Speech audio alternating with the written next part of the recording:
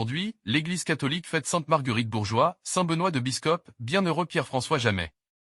Née à Troyes, en Champagne, Marguerite convertie à 20 ans, intrépide et motivée, sera la première institutrice du Québec où elle part avec des émigrants français pour le camp de Ville-Marie qui deviendra Montréal.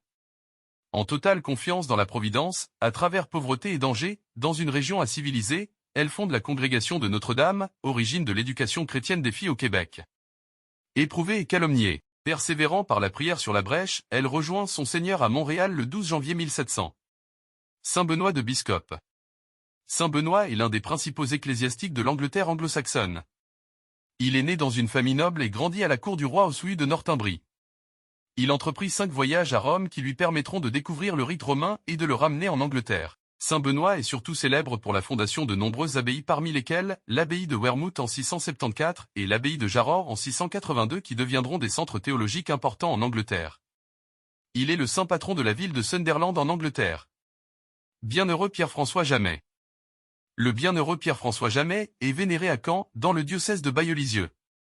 Il naquit en 1752, dans la région de Tinchebray, fit ses études au collège de Vire, puis à l'université de Caen et fut ordonné prêtre à Rouen en 1782. Il fut d'abord l'aumônier d'une petite communauté de religieuses au Bon Pasteur de Caen.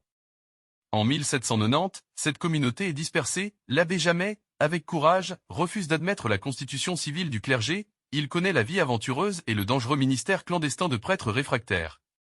Évangile de Jésus-Christ selon saint Marc. Quelques jours après la guérison d'un lépreux, Jésus revint à Capharnaüm, et l'on apprit qu'il était à la maison. Tant de monde s'y rassembla qu'il n'y avait plus de place, pas même devant la porte, et il leur annonçait la parole. Arrivent des gens qui lui amènent un paralysé, porté par 4 hommes. Comme ils ne peuvent l'approcher à cause de la foule, ils découvrent le toit au-dessus de lui, ils font une ouverture, et descendent le brancard sur lequel était couché le paralysé. Voyant leur foi, Jésus dit au paralysé, « Mon enfant, tes péchés sont pardonnés. » Or, il y avait quelques scribes, assis là, qui raisonnaient en eux-mêmes, « Pourquoi celui-là parle-t-il ainsi? Il blasphème. Qui donc peut pardonner les péchés, sinon Dieu seul ?» Percevant aussitôt dans son esprit les raisonnements qu'il se faisait, Jésus leur dit, « Pourquoi tenez-vous de tels raisonnements? Qu'est-ce qui est le plus facile? Dire à ce paralysé, tes péchés sont pardonnés, ou bien lui dire, lève-toi, prends ton brancard et marche. Eh bien, pour que vous sachiez que le Fils de l'homme a autorité pour pardonner les péchés sur la terre, Jésus s'adressa au paralysé, je te le dis, lève-toi, prends ton brancard, et rentre dans ta maison.